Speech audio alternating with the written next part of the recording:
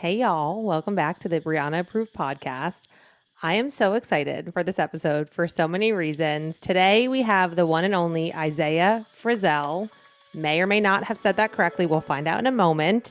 But I found him on TikTok, and you all know that I love being on TikTok for my mental health because it's where I take time to laugh and find amazing people like this. So, for those of you who do not know Isaiah, you're going to love him after this episode. You're going to listen to his podcast, but he's actually a New Jersey native, which is why I should have known. I loved him from the jump, with a dual bachelor degree in not only psychology, but also communication. He's also a published author. He's written a book called The Coloring Book, which we will definitely talk about. He's a NASM certified personal trainer, and he is the creator of the Bird Brain podcast, which actually features a lot of content around practical thinking and tools to help basically level up your mental health. So we'll talk about all of that. But welcome to the show. Thank you for being on here today. Thank you for having me. Yes, what an intro. I love that. I'm so excited. And for those of you who are only listening, you should all be watching this on YouTube because he also has an amazing merch line and it's amazing. And I want to hear more about that. But so when I was actually reading up on your bio a little bit, I know that you, I think, named it because you were saying it takes the bird's eye view on Yeah. basically kind of taking these more practical tools and mindset. And so I would love to hear the inception of the podcast, especially having the background in, psychology and all of that. And like, did you just wake up one day and you're like, I'm tired of all of my friends asking me for advice all the time. I'm just going to put it in a recorded platform. Like, how did it come to be? Well, funny enough, I had never, when before I started the podcast, a couple of my friends, they were like, "Yeah, you give good advice. You should just start a podcast." I was like, "What the hell?" I was like, "I don't know what I would do with a podcast." As I was like, "I won't have anything to talk about. It's no way in hell that's happening." And then I was like, maybe I can do this. Like I have the wherewithal, like I know what I'm doing. And I was like, well, what would I talk about? And I was like, well, what do I enjoy? Like mental health. And then there's a sub chapter to this podcast that most people might not know about, but it's called The Night Owl. And it's all horror. So I write and narrate short horror stories.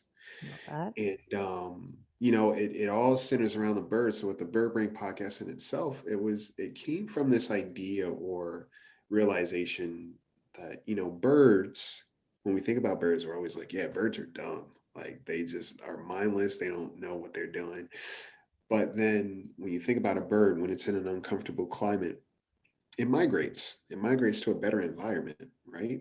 It picks up and it goes. As humans, we don't do that. We stay hunkered down and anchored down in very unhealthy situations that maybe we put ourselves in, or we repeat cycles of toxic relationships. Like we stay anchored in a lot of unhealthy things in our lives. And with a bird, it's all about taking flight, rising above your situation. The phoenix. So the design for this bird is a hybrid of a hummingbird and also a phoenix. When I first got out to LA, whenever I was in kind of like a weird space, I would always see a hummingbird, and it was a reminder that things are going to be okay. And it would just kind of fly in front of me and then disappear. And I looked up what hummingbirds meant and how they function. It's like they carry 10 times their weight, their wings flapping in infinity. So it creates the infinity symbol. So that's why the slogan is rise above it all, stay elevated, create that infinity, and up your you.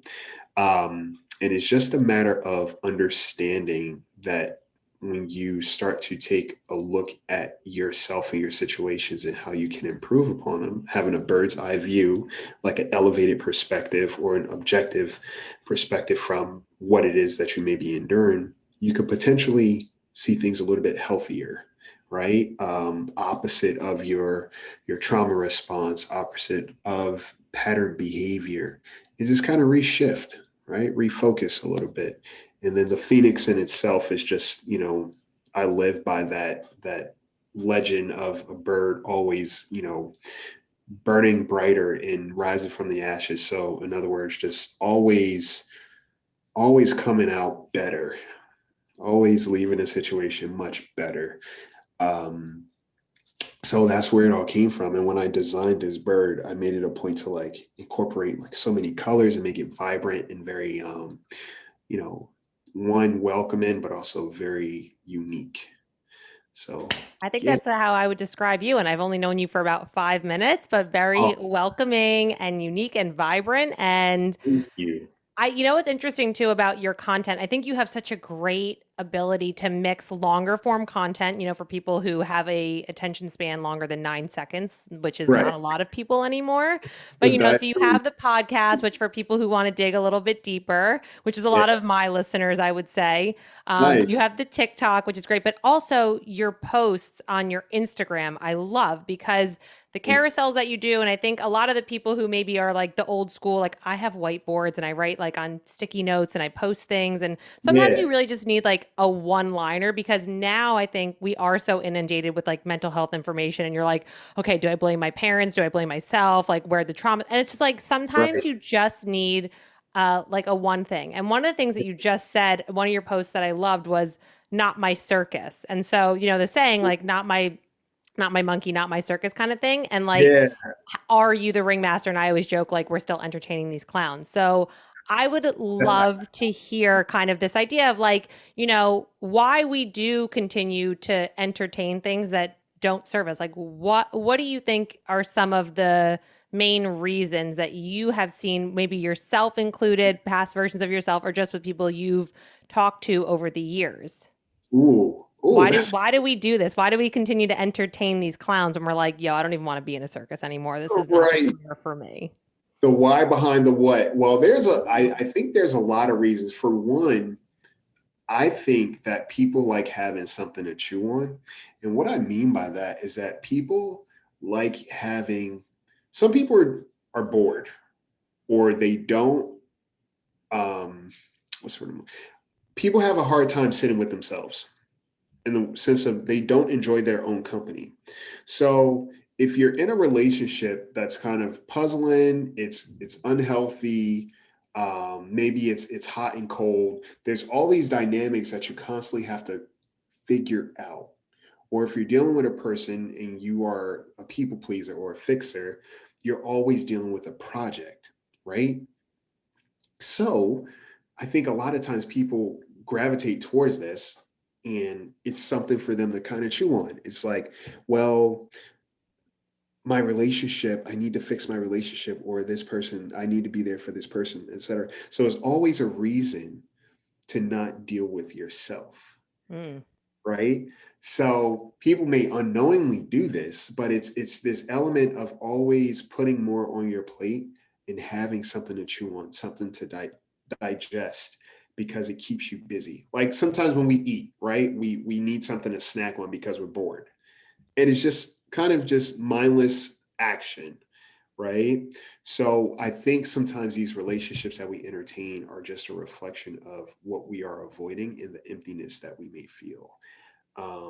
And then that can kind of explore into trauma. Maybe you grew up in a dynamic where you felt that you had to always be responsible for somebody else's needs before yours, right? And then you develop this codependency kind of deal where you are only as good as what you're willing to give, right?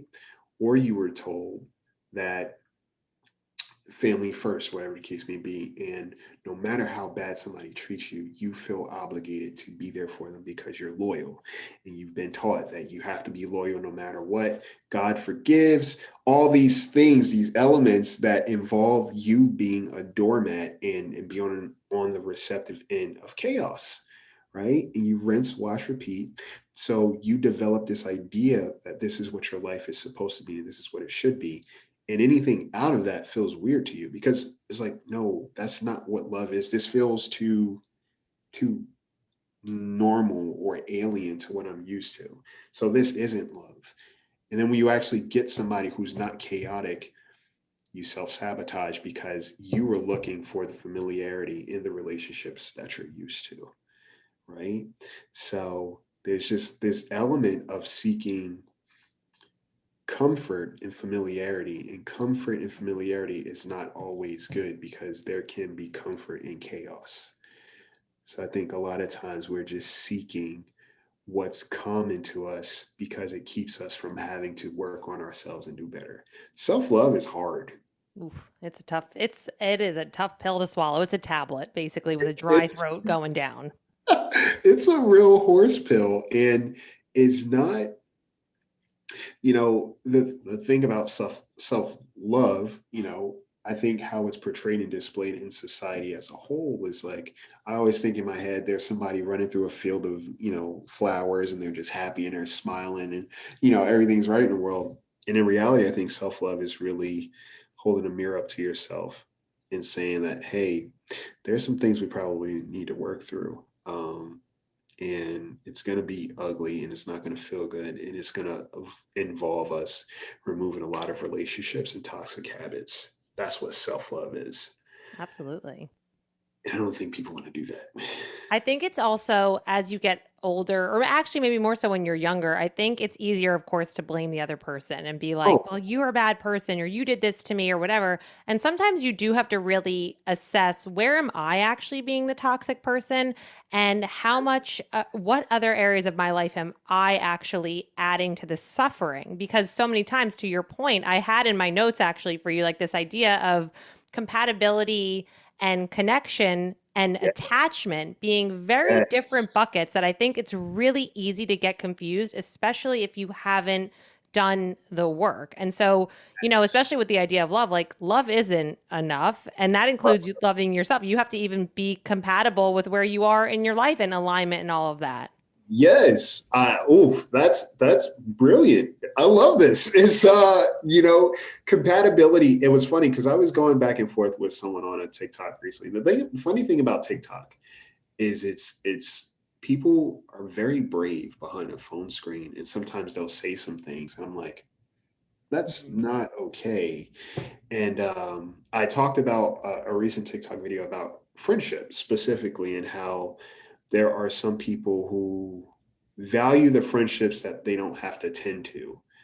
Um, the low maintenance friend, or the friend you don't talk to for so long, you could just pop back and nothing changes. And there's a very special space for those people. But overall, I think there are just a lot of people that don't know how to be friends and that are very neglectful. And I mentioned that, and then someone responded.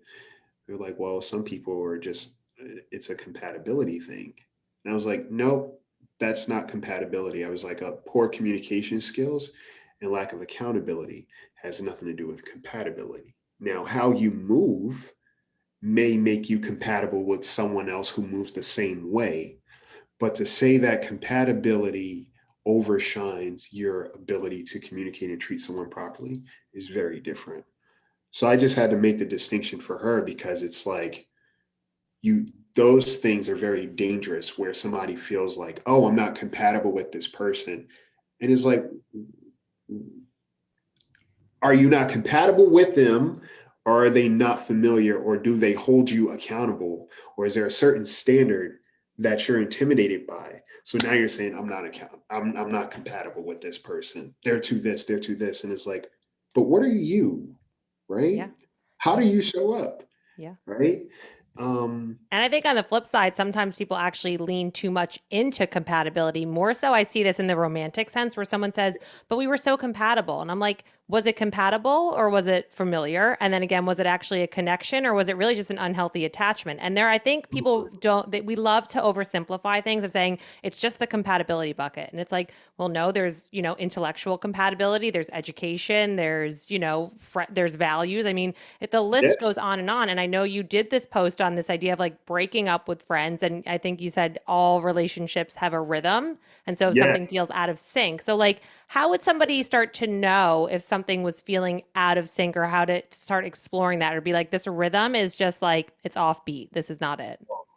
That's a good question. I think for me, I'll use me specifically. So I consider myself a very sensitive person. Like, I'm a feeler. So it's like I pick up on nuances in my relationships as a whole. And sometimes I ask myself, well, is it the relationship, or is it my insecurities influencing the relationship? Because that's also a difference too, right?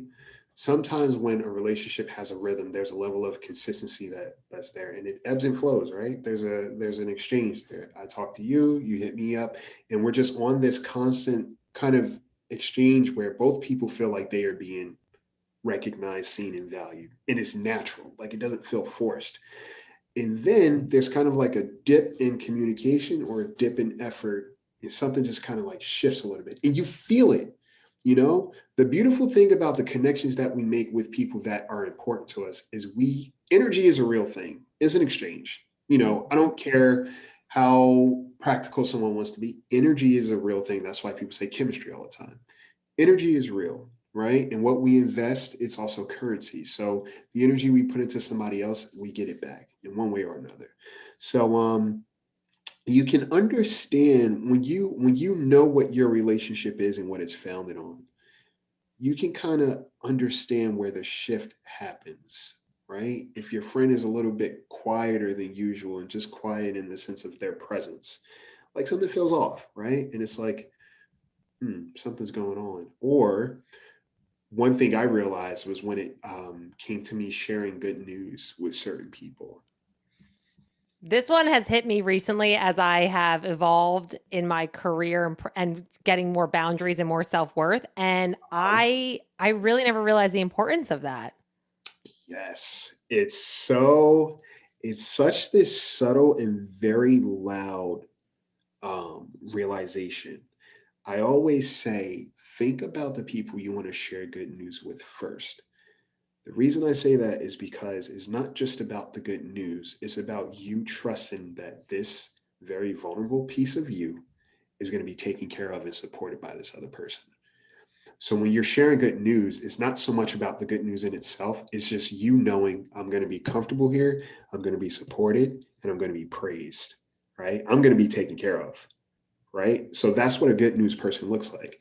And sometimes when you share good news with somebody you're unsure about, you just have to watch Mhm. because a lot of times they get very quiet, right? Or they kind of make these subtle digs at what it is that you're doing, or they kind of make it seem like they don't hear you or see what you're doing. And there were a couple of friendships last year that I ended um, because I noticed, I was like, it's so funny because the things that I'm doing, you don't support, but somebody else is doing the same thing and you're very much for it. And it threw me for a loop. I was like, okay, this is where we are. But I understood this person I'm afraid to share good news with because I know that it bothers them in a way. It's very interesting. And I think it's something to be very mindful of and truly um, pay attention to. Yeah, For friendship. sure. I mean, I feel like people don't talk about dealing with loss and making space for loss in general, but if we do, it's Mhm. generally in the sense of romantic, maybe a partnership didn't work out or whatever it is. But Yeah. friendships, I think that happens too. I mean, I know I've gone through this over the past few years where you have friends who you kind of just grew up with who are kind of just the background friends, and you do have to sort of demote them and break up with your friends. And that's a really tough thing, I think, for people to navigate when you feel almost, again, especially if you have that savior complex, if you're a Yeah. recovering people pleaser, to Yeah. sort of hurting ourselves in this journey of kind of trying to help others. And people don't Yeah. realize the cost of what like we're doing at our own expense. Yeah, it's that whole mindset. And as you work in the healing community. As a healer, I'll use that term, a person that's looking to help others, oftentimes they don't help themselves, right? Preach. Working on it. And that's where burnout comes from, and that's where resentment builds because we have this desire to be taken care. In a weird way, it's a weird kind of dance, treat people how you want to be treated, right? Or how somebody treats you as a reflection of them. So when you are the type of person that's in the healing community or field, you want to take care of people sometimes because you would hope that somebody would take care of you in the same way. So subconsciously, you taking care of yourself, Mm-hmm. right? Yeah. And when we understand that, or we end up in these relationships where we feel a little bit, cheated out of the love or the effort or the support or the friendship. And then I always say it's important for you to look at the history of this relationship and look at the very beginning of when it started. Because a lot of things will start to be very clear that you were blind to because you wanted so much for this person to be the person that you needed versus seeing them for who they were and who they are. Right. expectations versus reality.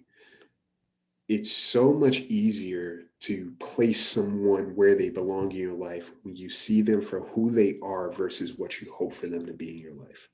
Yeah. It's so different. And it's helped me a ton, because it's like for me, I want to help people. I want people to be okay. You check on your friends and everything like that. But then you look around and you're like, do I have friendships with these people, or am I just the helper that they know they can go to with their most like intimate and deepest things, and they know it's going to be a safe space, but it's just trauma dumping, Oh, or yeah. it's kind of like taking advantage, right? Yeah. So understanding yourself, that's why I think it's very important to understand yourself first before sometimes we go out into the world seeking to be understood by people. Yeah. And I you know think what you said before about how sometimes I think we do absolutely try and give the love that either we didn't receive as whatever, younger versions of ourselves, childhood stuff, whatever is going on. But I yeah. think sometimes, where do you kind of see, like, if there was a percentage or a balance of like how much people are doing that actually to avoid working on their own shit or uh, running away for themselves, that it's really more so that? yeah, I think it's a high. I'd say, and I'm gonna be real with you, I think, especially in our generation, it's, I say, being nice about it is probably 70% of people running away, and I Yeah. think 30%, a soft 30, maybe even 25% of people doing the actual work. Yeah. um, because like I said, it doesn't feel good. The work and the realization and the accountability, a lot of times it doesn't feel good. It's great for you, right? And you know about this is diet, right? The things that are healthy for us usually don't taste the greatest, Mm-hmm. but the longevity and the effects that it has on us positively, we get later, right? We start seeing results later. But in that moment, it's like, I don't want to drink this shit. Like, this Yeah. is gross. Emotional broccoli. We all need a more emotional broccoli in our lives. You know, you're like, I don't want to have one more green smoothie, but I'm going to do it. I'm gonna do it. I'm I'm going to gonna do drink it. this kale broccoli. And it's like, it tastes disgusting, but I know it's good for me. And I have to keep doing this because it's just not going to be a change overnight. Yeah. So, People really don't talk that. This is one thing that has been positive about TikTok, is that I feel like it does actually shed some light on the thoughts that you have, like your dark, weird thoughts when you're by yourself, where you're like, nobody else is feeling this or going through this. And you scroll and you're like, wow, a lot of people do. And the idea of what nobody tells you about the healing journey, about how alone you act, how ugly it is, how alone. I kind of equate it to like doing home renovations, where you're like always doing a home renovation though, where you're like, cool, I just redid my kitchen and now I'm doing my bathroom and then the bedroom, and there's workers here all the time and it's a mess, and it's like, when can I ever enjoy my life? And it's yes. tough sometimes, you know? And you're like, I always joke with my mom, I'm like, can I just get a lesson that's not in disguise, just like just once, you know? Yeah. Right, right. But I know you also did a post, because we've kind of been, talking about this too, the idea of like being a helper versus a fixer. Because it sounds sexier to be like, no, I am a healer and I help people. Yes. And I love, Yeah. but sometimes that's a really blurry line. So, like, how Mhm. can somebody differentiate, like, okay, yeah, I want to help somebody, but I'm actually hurting myself, or I'm not having boundaries, or maybe Yeah. I need to really stop fixing people? Like, where do people even learn to differentiate that? Oh, I'll use being this is where being the trainer comes into play, because as a personal trainer, I'm helping someone improve their body, right? But I can't lift the weight for them, Oh, right? yes. I can't lift the weight for you. I can help you. I can help you with your form. I can help you with your diet. I can help you with repetitions. I can help you with all the things that will benefit you and allow you to lift this heavy weight to improve yourself. But I cannot lift the weight for you and expect that to be transferred to you through osmosis. That's what being a helper is. Sometimes helping people looks like you allowing them to help themselves, not giving people the answers, sometimes not being the person that somebody can always come to when they're in trouble and only in trouble, right? Wow. Giving people space to figure things out on their own helps them, but also helps you. Being a fixer, Hmm. being a fixer Any and everything is always your responsibility to fix. You feel like you got to be present. You feel like you got to be in the mix. And in that in itself is you saying to yourself, I'm only as good as what I can offer up and what I can do. Yeah. Right? Fixers are usually afraid of being forgotten about, which is why they're always in the mix of things. I think that if I'm not fixing something in your life, then you won't remember that I matter, or you won't remember to think about me. So I'm going to always be present to be fixing something, Wow. working with you through something, right? Yeah. That's a fixer. And a fixer will break themselves in pieces in order to try to fix someone else who may not even have asked for them to fix them. Wow. That should just be a thesis into itself. But I mean, how much of that do you think goes back to self-worth, because I think external validation, and I'm sure you see this too in the bodybuilding fitness community, where Yes. we put external validation. If I lose 5 pounds, if I look better, right? And then we're Uh-huh. always chasing the destination happiness. So how does somebody even start to like unlearn those habits, because I know you also talk about this idea of like a lot of what I've learned doesn't serve my future self, right? So like how do we Yeah. start to unlearn that when at one time it maybe was a band-aid healthy coping mechanism that you knew Mhm. the long-term benefits wasn't great, like it's like putting something on a credit card, you're like, I will have to pay this back at some point, but you're like, I'm not going to think about it right now. Yeah. I think it comes down to um, the first thing that pops into my head is like slowing down your thought process, right? Being very mindful of what your triggers are and what your defaults are. So a lot of times when I first start out with my clients, I tell them to keep a journal, not just about what they eat, but how they feel throughout the day, because your mood is attached to your food, right? Mm. That's what I want that comfort. on your next t-shirt. Yes, your mood is attached to your food, and it's true, and it's not just about like practical food all the time. Sometimes it's what we consume on TV. Sometimes it's what we consume in social media. All of these things are usually an indication of where we are in health, right, and how we see ourselves. The whole, picturing someone in the gym like, I've had people tell me all the time, "Oh yeah, I want to train like The Rock. I want a body like The Rock and all these things." I'm like, "Do you have the discipline like The Rock?" Right? What are your eating habits like? On top of that, what are your sleeping habits like?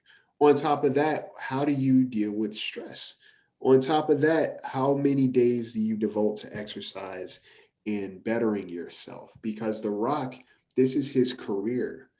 You might have a 9 to 5, and then by the time you get home, you're beat down and you're torn apart, and you only sleep for 4 hours and you get up and do it again. So your ideal is not your reality. And a lot of times that's what people get caught up in. And it's like, if you don't learn to appreciate who you are now and unpack that, even when you get to that, you're still going to be seeking something different, because you're always essentially you're running from yourself. You Mm-hmm. don't like yourself. So you're always trying to become somebody else. That's why people idolize other people so much, because it's like, I like you better. The idea of you, I love so much better than the idea of who I am. Mm. Yeah. Right. So it's this element of just, again, self reflection and even how you talk to yourself, right? In jest, saying, I'm such a klutz, or I'm such a dummy, I'm such a this. It's like the little kid in you hears that, Totally. and he's listening or she's listening, and they believe this. So they're going to start doing things or recreating an environment that reinforces what you said, because you're the grown up. So I'm going to have to believe you, right? Yeah. You're my caregiver. So this must be true about me. So I'm going to lean into that. So it really comes down to like truly slowing down what you say and what you do. And if you follow through, like, you have to have boundaries with yourself too, right? People think that boundaries are only with another person. Like, yeah, I have a boundary with this person because they did this, this, and that. It's like, well, do you have boundaries with yourself? Do you say, okay, I'm going to wake up at this time. I'm going to make sure I draw or read for the day. I'm going to make sure I exercise. Or do you kind of fall by the wayside when it comes to your boundaries, right? I love that. I feel Yeah. like boundaries has become kind of one of those trauma boundaries. attachment style. These are all things that are great and they serve a purpose for sure.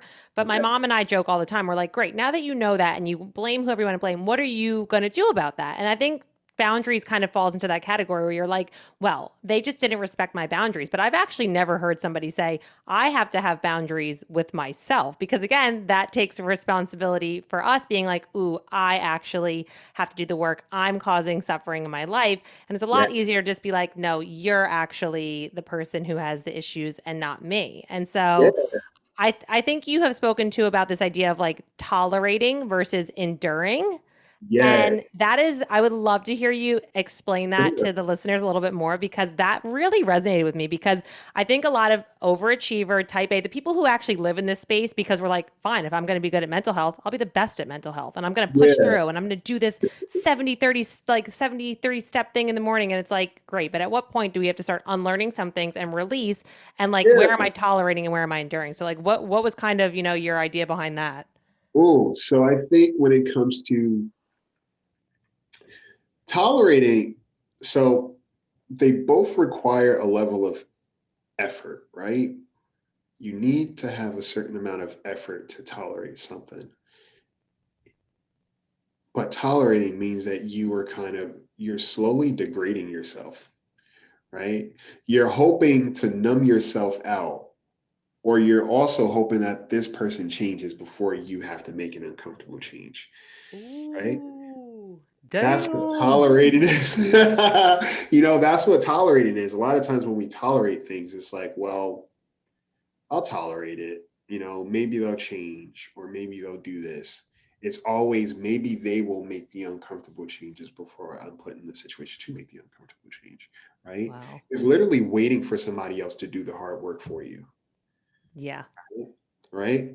Endurance is more of, and then there's this whole element of effort and endurance in relationships. When you have endurance, it's more, I think of it like going uphill. You build your stamina, you're doing something to kind of transition. Endurance in my head is kind of like a steady state, somebody that's running a mile. You train for that, right? You train, you level up your endurance, you build your speed, etc. And you keep challenging yourself to be better. That's what endurance is. Tolerating in a lot of ways is just cyclical. Like you're going in this circle, right? You're spinning Hmm. on this carousel and you're just allowing life to do whatever it needs to. Endurance, there's some element of grit there where you're pushing yourself towards something, right? Now, when it comes to effort and endurance in relationships, effort in my head feels effortless, right? When you're Mm. making effort in a relationship, it comes naturally. There isn't this kind of resistance that you have. It's effort, right? Because this relationship matters. When you are, when there's endurance, work, right? Effort versus work. When you're working to sustain a relationship, it means that you're trying to keep something that is not being kept, right? You're working to do something, which means that there's obligation tied to the work that you do. Um, and that's where endurance comes from too. A lot of times it's like you're playing tug of war, but basically the rope is wrapped around a tree. Wow. The tree is stationary and that tree is never going to move. You, on the other hand, in your head, think that you can pull this tree, but also, too, you think that somebody or you're hoping for somebody to be on the other side of that tree and is going to pull the rope the other way. That's endurance. It's like, yeah, you'll build some kind of resilience and some kind of strength, but it's like at what cost? Because now you're tired, Yeah. At right? what cost? Usually our time and energy, which we can't get back. And I always say energy is currency, your effort is currency, your love is currency. All these things of who you are, when you start to see those things as currency, you are more mindful of where you are spending your time and who you're spending it with, Yeah. right? Your time is simply currency. You don't get it, right? And if you're devoting time working to sustain a relationship, that's empty spending. Like that's empty spending. Yeah. You need a So you need a spiritual financial advisor at that point. I love this. Like For sure. emotional broccoli is spiritual financial advisor. Those Absolutely. two Put it things on all are your merch. I'll put it on coffee mugs and we'll sync up together. We'll do a big let's do merch it. launch for sure. Yes. Yes. Yeah. What would you say would be so maybe somebody is listening to this and this is like all really resonating. They're like, yeah, I'm Sure. definitely feeling that. I have this rope around this tree, like I'm feeling tired. Like, so what would maybe be some signs internally that they're like, you know what, this maybe isn't working for me? And what would be maybe one or two small steps forward someone could take, or kind of an easy win, if you will, to be like, I got to get off this merry-go-round because this is not serving me anymore. Ooh, some small steps, I think. Besides listening to your podcast. Besides listening to it, so definitely listen to podcast. But I think a big one is communication, and not communication in a way that people think, because everybody is always like, oh yeah, well, you have to communicate, communication is important, etc. It's like you have to pick and choose your audience, because some people are not in the environment or a relationship where communication is healthy, right? Where communication is turbulent, right? Or you can communicate something to you're blue in the face, but if the other person is not willing to comprehend you, then you're just talking. That is not communication, Yes. That's a right? lesson I wish I learned earlier in life, the difference between communication and comprehension, for sure. Yes, yes, because comprehension needs to be there, and there has to be a willingness for both people to want to understand the other person. So you said a small step, I think, is awareness, right? Awareness of your body. Again, slow down. How do I feel about this relationship? And is there um, is are my feelings, are they rooted in a reality, or are they rooted in my trying to create a reality? Because that's different too. Like sometimes we expect people to think for us, and they should just know this and this is my love language, and somebody's not, feeding into my love language. And it's like, well, how do you take care of your love language, right? Yes. How do you go about doing that, right? So it's literally being mindful. And once you decide, okay, this is how I feel, I'm sure this is how I feel, these are the reasons why, like you could even write it on a piece of paper, like slow down and become more practical if you find yourself always being driven by emotions and the emotions derail you. And it becomes this fight or flight thing. Like you can take your time making hard decisions. Oh, wow. That's the line. That's the Yeah. line for people to take away for sure. Because it is. We rush so much because there is this sense of urgency that we either place on ourselves or societal Yeah. urgency that we feel we're comparing ourselves, or everybody else is doing this, or this is how that person did it. And advice is always just a form of nostalgia. It's through their lens of what they, so, that sometimes the intentions are pure, but it doesn't actually align with where you are currently in your life. Yeah. Hang on, I'm gonna close this blind. Yeah, I agree. It's this element of thinking that you have to have it all kind of figured out and sorted out. Um, Immediately, like when it comes to, like, breakups are hard, right? Breakups are hard, whether it's a friendship breakup, a family breakup, a relationship breakup. It's tough, and sometimes you want to be sure that you are making the right decision, or you are afraid to make the right decision for yourself because you feel that it's going to hurt the other person.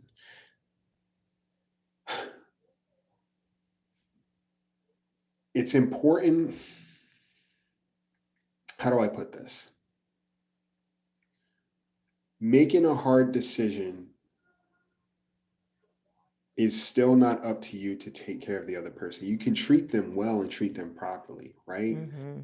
But your job is to not take care of them if you are making a decision that's going to make you and them better, right? Because sometimes we exist in these relationships. Again, this is why I talk about resentment, where we stay because we don't want to hurt the other person.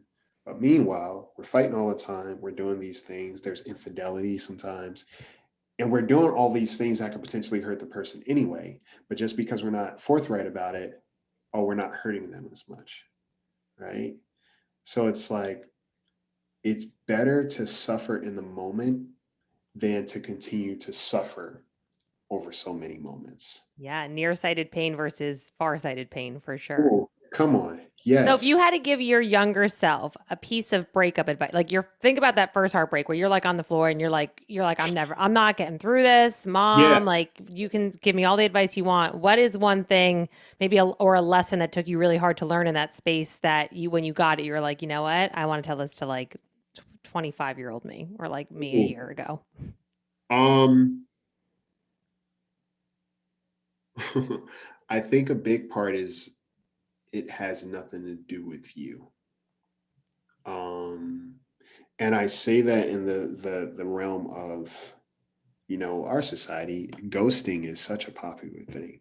It's like, oh, I don't know anybody, any communication. I could just kind of flip off, we weren't in a relationship, or maybe we were in a relationship, but I still don't owe them anything. They should just know. So people operate outside of our influence, right?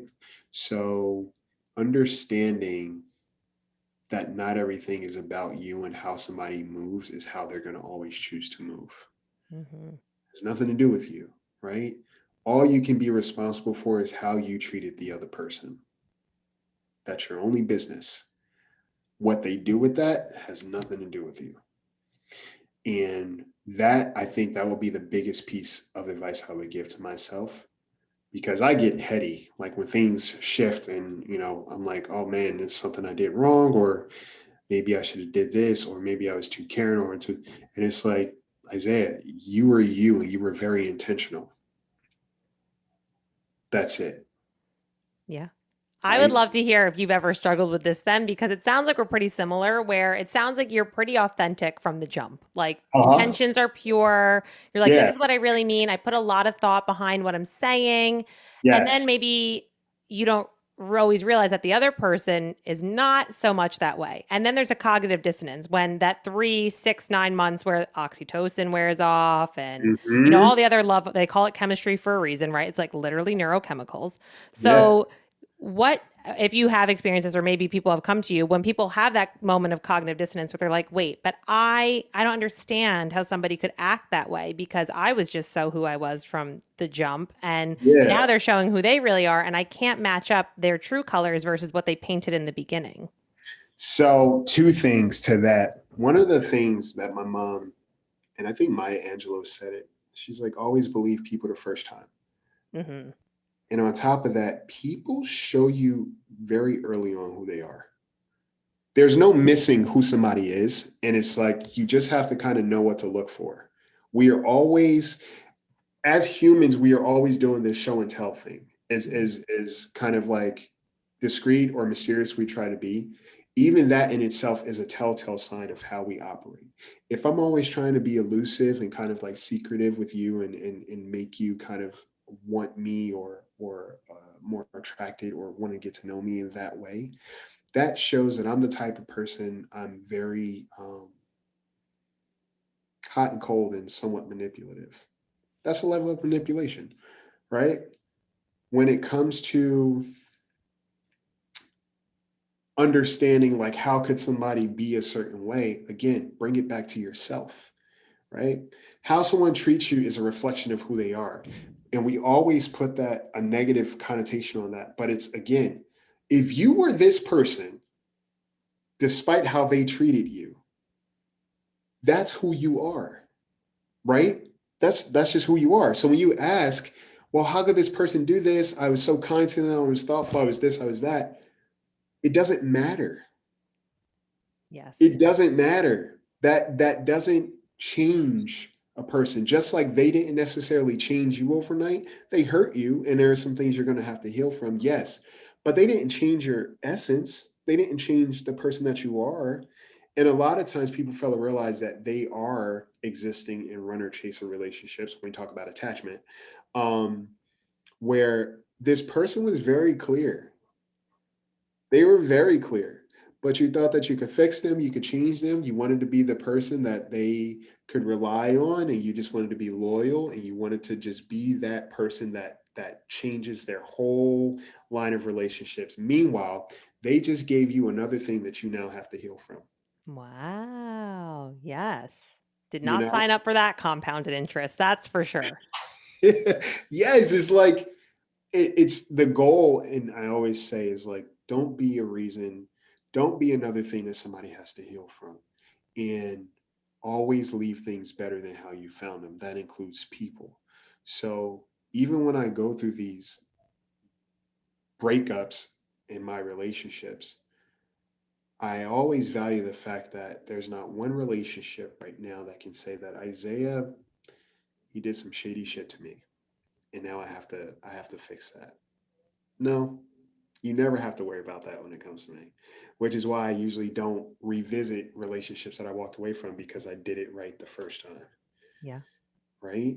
So it's understanding and separating yourself from somebody else's behavior, just like you're separated from their behavior. It's this, we don't see it always in that way. It's always us being kind of the passenger in our own lives, where it's like, I can't believe this person did this. And ask yourself, what am I attracted to?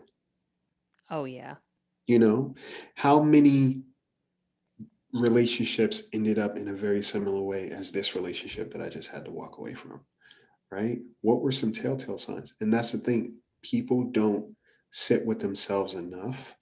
They're just looking for somebody to distract them from themselves Yeah. and also validate themselves. Like, I hope that I'm good enough for this person. Because I would run the risk of doing that. Like in my professional settings, all these things, they're like, man, I hope I'm good enough, or I hope they like me. And meanwhile, I'm like, well, Isaiah, what is it that you like about these people? What have they exhibited that would make them a quality person? And sometimes you can't really think of anything. And it's like, you have to ask yourself, do I like me enough? Do I value me enough that whether or not somebody comes or goes, my value in myself and my love for myself is not going to change? I love that. You Yeah. know, I love that. you just have to be comfortable in your own space, and don't, shame yourself for things that you went through. A lot of times we wear our experiences, where we identify with our experiences so much that we also think that we deserve them and we deserve to be treated like that repetitively. So it's like, this thing happened to me, I must have deserved it. Like, subconsciously, you believe, yeah, there's no reason why they would do that otherwise. I had to have done something wrong. Instead of just seeing somebody separate from you, like, somebody cuts you off in a car. It's like, okay, if it wasn't me driving behind them, it would have been somebody else that they would have cut off, Yeah. right? That's just who they are in this moment. It has nothing to do with me. I just happen to be there. Yeah. So So, I would imagine that some of this sage wisdom has come through experiences. My mom yeah, and I always joke, advice and lessons are what you get when you don't get what you want, kind of thing. yes. And so I've asked this question on the podcast before, and I want to ask this as kind of the final question to leave people with, and then we'll tell everybody where they can get the coloring book, where they can follow you, all that stuff. But Uh, I think some of these transformative moments in our life, like breakups and sadness and whatever, they're mhm. really important, and they bring about very uncomfortable emotions that we don't love to sit with. So then we go and look for external validation or whatever it is, right? And so Yeah, things like sadness, anxiety, depression, whatever, the ones that we're like not super stoked to be feeling, but they are right. important nonetheless. Yeah. So, has there been an emotion in particular for you, or a feeling that you felt you struggled with befriending over the years that you now are friendlier with? And if so, what were maybe some tips that you would help to give to people if they're struggling with the same kind of thing? I think anger Oh, good one. is a big one for me. Jersey? No, I'm kidding. Jersey, like anger and expressing that something made me upset versus always saying it's all good, right? Oh, Sometimes it's not all good, right? And you, again, saying that it's all good, you're already invalidating and cutting short your emotional experience that you need to have to get past something. Um, so anger is, even in acting class, I realized like anger was always a big thing for me. I was like, I'm not going to be angry. I'm not going to get upset. I'm not going to be angry. And now when something does bother me, I sit with it. I'm like, am I pissed? Am I angry? Okay, I'm angry. And that's it. how do I deal with that now? It's not like I'm gonna go and punch a wall, or like lash out on someone or anything like that. It's just me being mindful of what feeling I'm feeling. So I understand for me what emotion is aligned with the experience versus just being like, smiling while somebody douses your house in gasoline. And you're like, yeah, it's all good. And it's like, is it? Because you have to put out this fire. They're gone. Yeah. Right. So anger was always a big one for me. And I think as guys, it's like, sadness is oftentimes not allowed. But I mean, I'm an artist, so it's like I've always found ways to kind of have a different vessel or medium. But even if I'm sad, like I own it. I'm like, yeah, I'm sad. This hurt. This sucks. And I let it ride because it may feel like eternity in that moment, but eventually you get past it, right? And it's a shitty thing to say to a person in the moment. But what I tell my friends all the time is when they're upset or they're angry, they're sad or something, I always say, feel what you need to feel first, right? If you're aware of it now, it won't sneak up in different ways later. So true. Yeah, give yourself the attention that you're hoping somebody else gives you. Like give yourself that space to say, "Hey, what's wrong?" Yeah. See what I comes love up. even that you saying it's not always all right. Like like no, I'm not okay. I'm not okay right now. Yeah, I'm not okay right now. Like I even had a couple of things last week where I showed up to an appointment and the person wasn't there. I still haven't heard from them days later, and I'm like, it's all good. Something probably happened. And I'm like, well, Isaiah, no, because you took time out of your day for this. And yes, you could be understanding, but doesn't mean that your experience right now is invalid. You're pissed. Yeah. Own that. You have a right to be pissed. This is something you carved out time for, your time, for it to now have been wait. You're pissed. That's cool. What It's now? not always all good. I love that. Not always all good, and it doesn't have to be. It's like sometimes we the society always teaches us to be love and light, or don't let people see you sweat, whether because you be like, no, sometimes you really have to get in the habit of advocating for yourself so you understand what it sounds like to stick up for you, Yeah, right? Like you absolutely. have to know what it sounds like. So yeah, say it out loud, give the feeling a name and say, yep, this is what I feel right now. I love that. That's it. I could talk to you for like 30 hours, and I would absolutely love to have you back on the Yes, podcast. But in the meantime, yes. where can people also become obsessed with you the way that I am and find all of your content and follow you on all the social media, order your books, please? And I'll put this all in the show notes as well for everybody who's Yeah. listening, but just let people know where they can stalk appropriately. Oh, so you can stalk a pro. You can follow me on Instagram at the Bird Brain Podcast or at Isaiah Frizzelle. That's on TikTok and Instagram. There's nothing too interesting on my personal account. I'm an actor, but it's like I post things here and there. But the podcast is like really the meat and potatoes of like where I try to emphasize mental health and all those things, love and light. And then the podcast is on every streaming platform. I'll be getting back into the YouTube game soon. The coloring book. So the coloring book, it's on Barnes and Nobles. It's also on Amazon, and personal copies through my website. I personally sign autograph with a little special note to the reader. So yeah, all those ways. And where can people buy the merch? Oh, the merch!